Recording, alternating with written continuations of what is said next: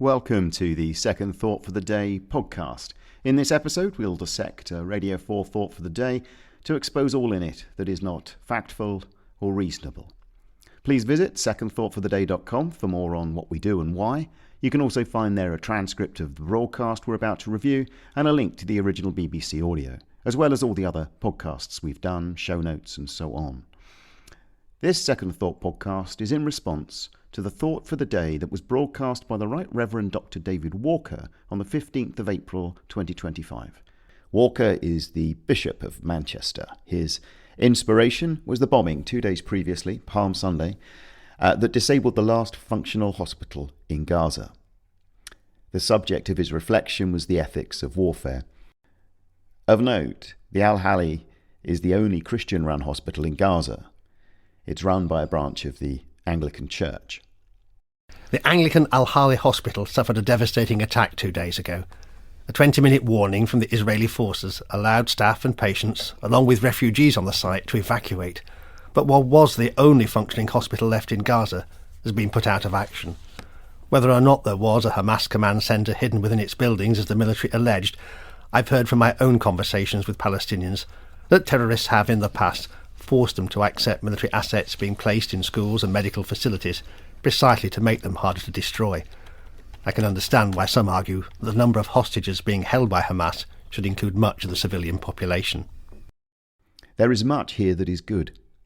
But any listener taking Walker's broadcast at face value could reasonably infer that Christians were largely responsible for international law as it pertains to conflict, that the Anglican Diocese of Jerusalem is a leading provider of humanitarian aid in Gaza, and that the Church of England is also a relevant contributor to peace negotiation efforts between Hamas and the government of Israel.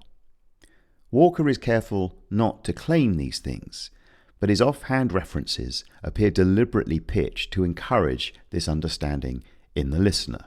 Our bishop uses the conflict in Gaza to introduce the ethics of war, and he does a good job. He is measured and provides appropriately guarded illustration that both Hamas and the Israeli leadership appear to be failing to wage war justly, especially with respect to appropriate treatment of non-combatants. You might, though, be forgiven for thinking that the Christian Church is almost singularly responsible for what we today understand as the ethics of war. At least you would, if all you'd heard was Walker's approach to the subject. Augustine of Hippo, writing 1500 years ago, seeks to find that balance by setting down rules which any justifiable conflict would have to satisfy. What's become known as the just war theory, adopted far beyond the Christian tradition, has at its heart the protection of non-combatants. While there is no false claim made in those words, it is a clear case of deceit. It is also enthusiastic flag-waving from the Anglicans. Their man in Hippo did make the first recorded Christian effort of documenting principles of warfare. But St. Augustine was far from alone, or even a pioneer in this field. There are more ancient Arabic, Chinese, and Roman examples.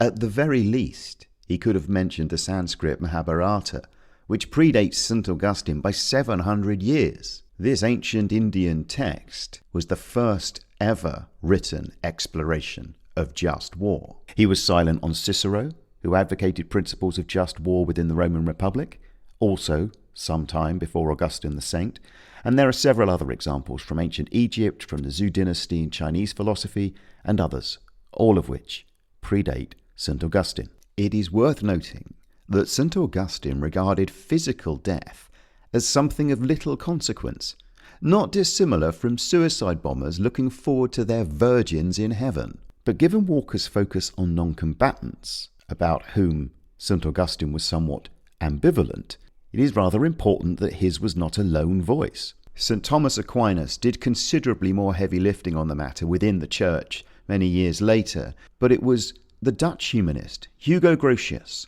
with notable contributions from a handful of others, who in the 16th century wrote the conditions for a just war that are accepted today. I'm not suggesting Walker should have provided that level of detail, but a couple of very simple tweaks would have removed the deception, making his broadcast honest and credible. Here's the 39 words Walker used. Augustine, writing 1500 years ago, sought to define that balance by laying down rules that any justifiable conflict would have to satisfy. These principles became known as just war theory, which has been adopted far beyond the Christian tradition. Here's 41 words he easily could have used. Augustine, writing 1500 years ago, made the first Christian attempt to define that balance by laying down rules that any justifiable conflict would have to satisfy. These principles contributed to just war theory, which is the foundation of international law today. Mild perhaps, but deceit by omission nonetheless, seemingly motivated by Christian bias. It's somewhat quaint to see bias manifest itself through Anglican zeal. There can't be many instances when the two words appear together.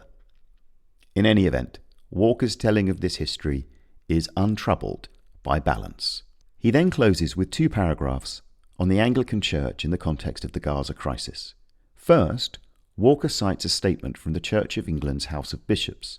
The Church of England House of Bishops yesterday reiterated what I and many feel are the minimum first steps towards ending the present suffering. This statement urges good things in Gaza, but it's hard to set aside just how irrelevant this pronouncement is to efforts to achieve a lasting peace. It might as well be a provincial English hiking club calling for the preservation of bridleway access in war-torn Sudan. Finally, David notes the importance of the resumption of humanitarian work provided by the Anglican Diocese of Jerusalem. Meanwhile, a clear commitment to the rapid repair and restoration of healthcare services, so that the Diocese of Jerusalem and others can resume their humanitarian work, would send a powerful signal that peace still has a chance. And others. But those others dwarf the contribution made by the Church of England to humanitarian aid in Gaza. Walker once again need only have made minor changes to prevent the misleading of his audience. Given this repeat offending, though, it seems likely to me all this deception was deliberate. With church flag in hand, Walker cannot but help its waving.